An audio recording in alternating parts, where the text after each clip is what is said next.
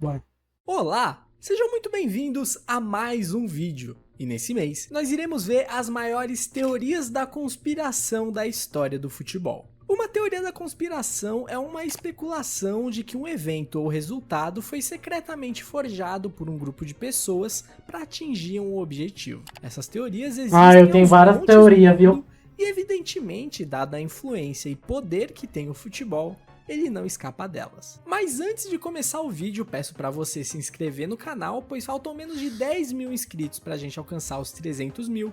E 60% de vocês que assistem não são inscritos. Todo mês você tá aqui vendo os vídeos e ainda não tá inscrito. Já passou da hora, né? Convulsão do Ronaldo. Brasil e França chegavam à grande decisão da Copa do Mundo de 1998.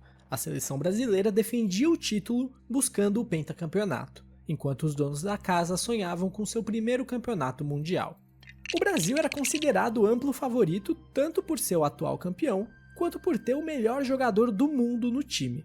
Porém, poucas horas antes da final, sai a notícia que Ronaldo havia sido cortado da decisão e Edmundo começaria entre os 11. Inicialmente, Puta se que dizia pariu. que foi por uma lesão no tornozelo. Depois, os boatos eram de que foram problemas estomacais. Se Mas vocês passados soubessem. 30 minutos, a escalação é alterada novamente e Ronaldo volta ao time titular. O que aconteceu foi que na tarde do dia da decisão, Ronaldo foi tirar uma soneca em seu quarto, quando de repente começou a convulsionar. Seu companheiro de quarto, Roberto Carlos, viu a cena e desesperado chamou os médicos. O craque então foi levado ao hospital. Porém, nenhuma normalidade foi encontrada e Ronaldo sequer se lembrava do acontecido. Quando ele volta do hospital com a equipe já no vestiário e pronta para a final, ele diz que tá bem e quer jogar. O médico da seleção e o técnico Zagallo optam por não barrar, o que do ponto de vista médico era uma decisão no mínimo peculiar. Por isso, Edmundo volta para o banco e Ronaldo joga mesmo depois desse episódio. Foi notório que o craque não estava em sua melhor forma. E o Brasil, completamente apático, levou 2 gols de cabeça de Nossa Zidane no Senhora. primeiro tempo e mesmo com um homem a mais, ainda sofreu o golpe de misericórdia aos 92 minutos. A França aplicava um sonoro 3-0 nos favoritos e era a campeã do mundo pela primeira vez em casa. Todos esses acontecimentos nebulosos momentos antes de uma final de Copa foi algo sem precedentes na história. Do nada, o melhor do mundo tem uma convulsão horas antes de uma final de Mundial e mesmo assim ele joga. O que realmente aconteceu nos bastidores desse Brasil e França é provavelmente o maior mistério da história das Copas. Muitas teorias da conspiração surgiram para explicar o fracasso brasileiro naquele jogo. Primeiro, qual seria a explicação para a convulsão de Ronaldo? Sintoma que nunca tinha lhe ocorrido nem antes e nem depois. Surgiram especulações sobre um possível envenenamento por um cozinheiro francês, mas não existe nenhum fundamento para acreditar nisso. Outra teoria diz que elas foram consequência de uma reação a infiltrações de xilocaína, um anestésico usado para aliviar dores nas pernas, algo que foi prontamente negado pelo médico da seleção. Por isso, a versão mais aceita é de que foi consequência do estresse. Dito isso, por que mesmo assim ele jogou? O médico colocaria sua carreira em risco dessa forma? Arriscaria a vida do atleta para que ele entrasse em campo? E é aí que entra outro personagem dessa história, a Nike. Desde Olha a Nike aí. 1996, a Nike é fornecedora de material esportivo da seleção. Além disso, a jovem estrela Ronaldo assinou um contrato vitalício com a fornecedora em 1994. Não é segredo para ninguém que a empresa norte-americana tem um poder imenso na confederação. O próprio Edmundo declarou que, abre aspas, pessoas da Nike estavam na concentração 24 horas por dia, como se fossem membros da equipe técnica. Fecha aspas. Em 98, o atacante teve uma conversa vazada onde ensinou o grande poder de influência da fornecedora sobre a seleção. Mas, gente. É uma coisa verdadeira, mas é uma coisa de não especificamente, não vi isso especificamente na final. Tem um contrato que o Ronaldo tem que jogar todos os jogos de 90 minutos. Tem. Rapaz. Da Nike, acho que não chegaram nem a tomar conhecimento do fato antes do jogo. Mas que a Nike tem uma força de apoio, tem. Negociou, não teve intermediário, negociou direto com o presidente. Quer ter o presidente que levou a porcentagem da negociação. Caralho, Isso mano. corrobora com a tese de que, na realidade, a Nike influenciou para que o atleta entrasse em campo. Afinal, era o principal ativo da marca, e ele não poderia ficar de fora do jogo de maior exposição na carreira. E não é coincidência que a imagem que ficou eternizada após o apito final Caralho, foi isso é Ronaldo verdade desolado, com suas chuteiras da Nike no pescoço pro mundo todo ver. Caralho, essa imagem é Vai ainda lendária. mais longe. Há quem acredite que, na realidade, Ronaldo sequer sofreu uma convulsão, dando origem à folclórica frase: se as pessoas soubessem o que aconteceu na Copa do Mundo, ficariam enojadas. Tudo surgiu de uma corrente de e-mail com um longo texto afirmando com todas as letras que o Brasil vendeu a Copa de 1998. Os jogadores inicialmente ficaram contrariados, mas foram convencidos após uma grande oferta financeira e vantagens contratuais com a Nike, que seria parte do acordo. Mesmo assim, Ronaldo se recusava a participar, por isso foi cortado. Após ameaças de perder seu contrato vitalício, ele foi convencido a atuar. O acordo seria que o Brasil sucumbiria no gol de ouro, porém, a apatia dos jogadores durante o jogo fez com que a França dominasse e vencesse o duelo com facilidade. O título deu à França equilíbrio político em um momento de alta taxa de desemprego e crise, enquanto a Confederação Brasileira ganharia em troca sediar a próxima edição, e também caminho facilitado para o Penta em 2002. Essa teoria ganha força porque, em partes, o e-mail acertou. O Brasil realmente foi Penta em 2002, sendo beneficiado pela arbitragem em pelo menos 2 jogos. Porém, o Brasil não foi sede daquela edição, ele só voltou a sediar o torneio em 2014, sendo escolhido como tal em outubro de 2007.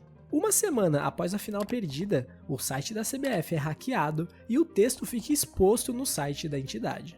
Toda essa história desencadeou uma grande crise na CBF, chegando ao ponto de se abrir uma CPI para investigar o contrato com a Nike e o que se passou por baixo dos panos naquela final. Que isso, Porém, mano. essa foi encerrada em 2001 sem nenhum avanço, e todos os jogadores e pessoas envolvidas negam veementemente todo o conteúdo daquele e-mail. Para corroborar aqueles que acreditam em alguma manipulação em favor dos franceses, ainda surgiu uma declaração de Platini, anos depois, que confirmou que o sorteio foi manipulado para que Brasil e França só se enfrentassem na final. Olha aí. Outra teoria da conspiração bastante difundida é de que a partida entre a Argentina e Peru pela Copa do Mundo de 1978 foi manipulada. Esse eu nunca ouvi falar, não. sediava o torneio em meio a uma das mais sangrentas ditaduras militares do continente sul-americano.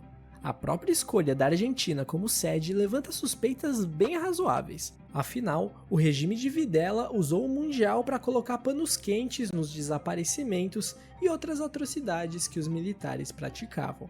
Eis que na semifinal se encontravam no grupo B os donos da casa com Peru, Brasil e Polônia. Todos jogariam contra todos e o primeiro colocado avançaria à final. Na primeira rodada, Brasil e Argentina ganham seus duelos. Na segunda, a Polônia venceu e, por consequência, tirou as chances de classificação do Peru, enquanto o Brasil e a Argentina protagonizaram a Batalha de Rosário. O jogo muito truncado terminou 0-0, mas ficou marcado mesmo pela pancadaria que aconteceu dentro do campo. Com esses resultados, o Brasil se colocava ligeiramente à frente pelo seu saldo de gols, e a vaga seria definida na rodada final, com os jogos marcados para acontecer simultaneamente. Porém, de forma inexplicável, a pedido da TV local, o jogo da Argentina foi adiado em 3 horas. Dessa forma, eles jogariam sabendo exatamente de quanto precisavam para ir para a final. O Brasil fez sua parte e venceu os poloneses por 3-1, fazendo com que a Argentina precisasse de no mínimo 4 gols para se classificar. E adivinha o que aconteceu? A seleção portenha massacrou o Peru. 6-0 fora o baile. Vale lembrar que a seleção peruana não era ruim, tinha chegado às semifinais porque liderou o grupo com a Holanda.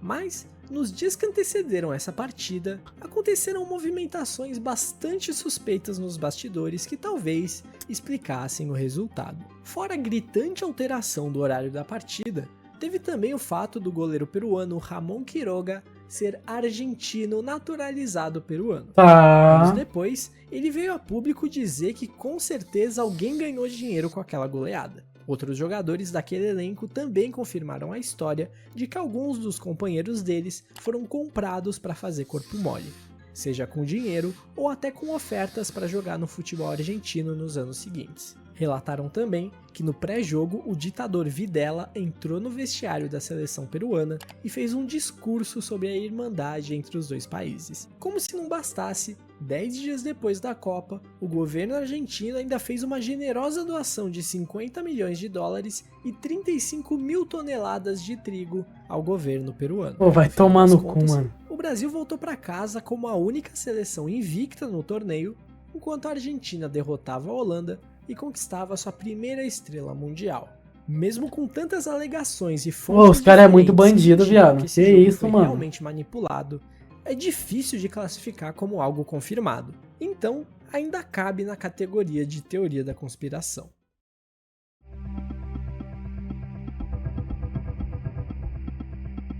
Em 2013, o Corinthians chegava à Libertadores com pompa de atual campeão. Teve a Opa! estrutura e reforçou seu elenco para defender o título, sendo um dos grandes favoritos. Amarília do bandido. campeonato. Fomos roubados, Porém, mano. toda a expectativa recebeu um duro baque logo na estreia. O Timão enfrentava o San José de Oruro lá na Bolívia. E logo com 5 minutos de jogo, Guerreiro abriu o placar para os corintianos.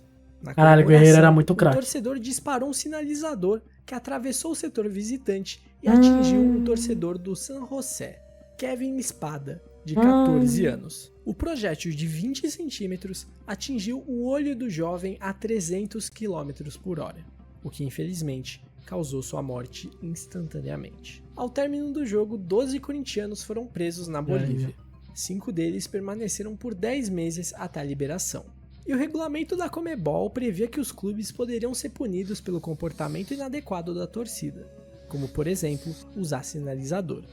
Essa pena poderia ser de uma simples multa até a exclusão da competição. Existia um risco sério do clube acabar excluído do torneio pela gravidade do acontecimento. Então, depois de 2 semanas, foi realizado o julgamento para decidir as consequências. A pena foi de apenas uma multa de cerca de R$400 mil e a proibição do clube levar a torcida na condição de visitante por 18 meses. Os corintianos respiraram aliviados e acharam que o sonho do Bi continuava de pé. O clube passou Mal tranquilamente sabia pela fase eles. de grupos, como líder, para nas oitavas de final acabar caindo contra o Boca Juniors, reeditando a final do ano anterior, em que os brasileiros se deram melhor. O jogo de ida foi vencido pelos argentinos por 1-0, e na volta, no Pacaembu, aconteceu uma das piores arbitragens da história do futebol. O Corinthians foi operado de uma forma que não tem como não pensar que foi na sacanagem. Esse jogo apareceu no meu último vídeo sobre os maiores roubos da Amarília é história bandido. da Libertadores. Se você não viu, recomendo que veja, porque eu não vou me alongar muito nos lances. Mas basicamente, Carlos Amarília e sua equipe de arbitragem deixaram de dar pelo menos 2 pênaltis e anularam 2 gols legítimos da equipe brasileira, que acabou eliminada após empatar em 1-1. Até para os padrões da arbitragem latina, esse jogo foi muito fora da curva. E é olhando para esse cenário que surge uma teoria da conspiração a respeito da motivação disso. Muitos viram como a Conmebol tirando o Corinthians da Libertadores o mais rápido possível na marra por conta da morte de Kevin. É dito que a Conmebol não teve coragem de eliminar o Corinthians no tribunal e tentou fazer... Mano, de isso aí, forma pô, é natural. teoria de Mas merda, o fato cara. era que o Corinthians não podia, em hipótese alguma, ganhar a Libertadores. Pô, Depois o do que Boca aconteceu Juniors foi com um os time jogos de bolivianos. bandido e roubou o A Corinthians, Conmebol viado. não ia deixar. Anos depois, vazaram áudios de um influente cartola argentino, Julio Grondona, que confirmaram que houve manipulação na escolha do Mas árbitro. isso aí é bom. Alguns membros da direção corintiana, na época, chegaram a declarar publicamente que acreditam que a arbitragem catastrófica de Amarília foi a forma que a Conmebol encontrou de eliminar o Corinthians depois da tragédia de Oruro. É, e porra, por coincidência escolheram o Boca pra ser favorecido. 2013 foi um ano que deu o que falar. Ao término da rodada final do Campeonato Brasileiro, foram rebaixados Náutico, Ponte Preta, Mano, que Vasco resenha e absurda. Fluminense. Porém, Bizarramente, naquela mesma rodada, houveram 2 escalações irregulares, algo relativamente raro e que acabou mudando as equipes que foram para a segunda divisão. Que absurdo, no dia mano. 7 de dezembro, o Flamengo escalou o lateral André Santos para o duelo contra o Cruzeiro. Porém, o jogador tinha sido expulso na final da Copa do Brasil e, portanto, estava suspenso e não poderia atuar. De acordo com o regulamento do Campeonato Brasileiro, a escalação de um atleta irregular deveria retirar 3 pontos, mais os pontos conquistados pela equipe na partida em questão. Como o jogo empatou, o Flamengo perderia 4 pontos. Sem esses 4 pontos, o Flamengo iria de 49 para 45 e cairia da 11ª colocação para a 17ª, salvando o Fluminense e entrando na zona de rebaixamento. Mas, antes que os rubro-negros entrassem em desespero, no dia seguinte a esse jogo, Portuguesa e Grêmio entravam em campo em uma partida que olha essa não loucura, valia mano. rigorosamente nada. Tudo se encaminhava para um 0 a 0 bem chato. Porém, aos 33 minutos do segundo tempo, Everton entra no lugar de Wander. Olha aí, ó. O problema é que Everton também estava suspenso, fazendo com que a Portuguesa, assim como o Flamengo, fosse punida com a perda de 4 pontos, indo de 48 para 44. Por sua vez, caindo para a 17ª colocação, salvando a pele do Flamengo e caindo para a segunda divisão. Não é tão comum jogadores serem escalados irregularmente. Imagine só 2 na mesma rodada. Isso alimentou teorias da conspiração de que, na realidade, a Portuguesa tenha deliberadamente escalado o atleta irregular, em troca de uma compensação financeira. Os suspeitos eram Flamengo e Fluminense. As teses eram as seguintes. A primeira seria que o Flamengo escalou André Santos de forma irregular, percebeu a cagada que fez e ofereceu dinheiro para que a equipe paulista, que jogaria no dia seguinte, cometesse o erro. A outra dizia que o Fluminense, ameaçado de rebaixamento, teria encomendado a entrada de Everton como um plano B, caso o clube não conseguisse o resultado que o salvasse dentro do campo, o que realmente acabou acontecendo. A revista Placar publicou que representantes dos clubes cariocas se reuniram dias antes da rodada final para procurar soluções e brechas para evitar que 2 times do Rio fossem rebaixados, o que seria catastrófico para as verbas de televisão do ano seguinte. O Ministério Público chegou a concluir que a Portuguesa vendeu a vaga. Mano, olha aí. Porém, anos depois, o inquérito foi arquivado por falta de evidências. Se a vaga foi comprada, o dinheiro deveria aparecer em algum lugar. Mas nenhuma quantia suspeita foi encontrada nas contas da Lusa e nem de nenhum funcionário. Fato é que a CBF avisou o clube que a suspensão do atleta ainda não tinha sido cumprida, o e-mail foi visualizado, mas essa informação nunca chegou até o treinador Guto Ferreira, seja por sabotagem ou incompetência. Embora a versão oficial, confirmada pelo próprio presidente da Lusa, é de que foi tudo cagada, muitos seguem acreditando em uma trama pela compra da vaga da saudosa Portuguesa na primeira divisão brasileira.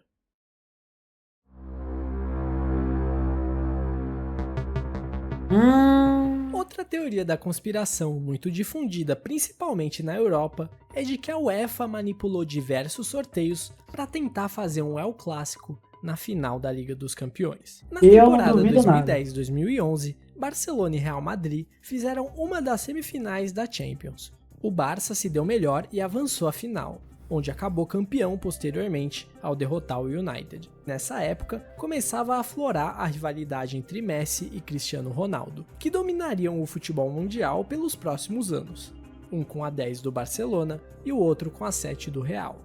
A UEFA viu naquilo um prato cheio para ganhar muito dinheiro. Seria muito conveniente para o espetáculo que essas duas figuras fizessem a final da Liga dos Campeões, a competição de clubes mais badalada do futebol, que de quebra seria um clássico nacional dos mais viscerais do planeta. Eis então que em 3 das 4 temporadas seguintes, Barcelona e Real Madrid estariam presentes nas semifinais. E em todas estariam em lados opostos. Pode ter sido sorte? Pode, mas a probabilidade não é favorável. E isso já foi suficiente para surgirem suspeitas e teorias a respeito de manipulação no sorteio. A tese era que as bolinhas eram colocadas no congelador horas antes do sorteio para que elas ficassem frias e se diferenciassem das demais no momento de sortear. E E se essas teorias forem verdade, não dá pra dizer que a UEFA não fez a parte dela. Mas infelizmente, os espanhóis Essa não. teoria é Na loucura. temporada 2011 e 2012, tanto o Barcelona quanto o Real Madrid acabaram eliminados nas que isso? semifinais.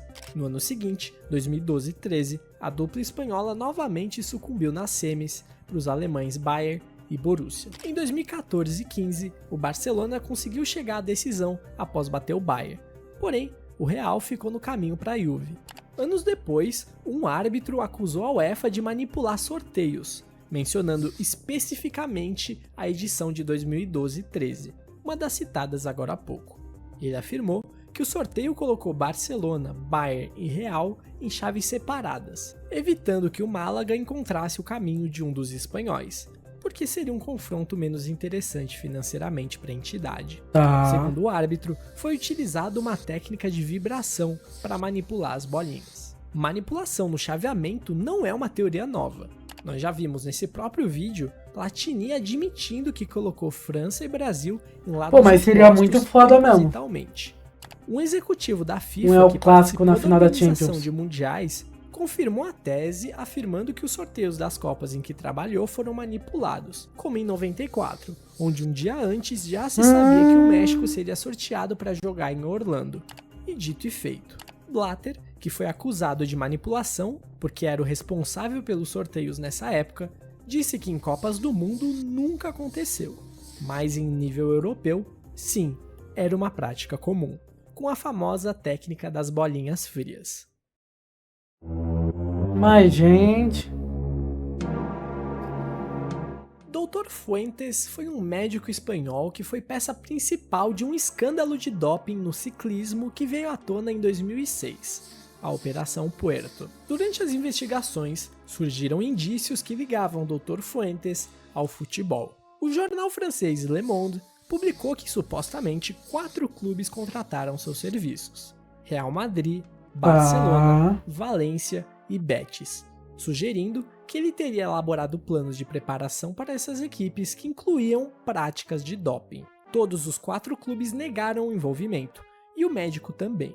E a Operação Puerto nunca foi muito além do ciclismo. O Le Monde ainda foi processado pelas acusações sem provas. Então esses casos no futebol acabaram passando sem maior apuração. Mas em 2013, uma investigação interna da Real Sociedad chegou à conclusão de que o clube pagava 327 mil euros anualmente a Dr. Fuentes entre 2000 e 2005.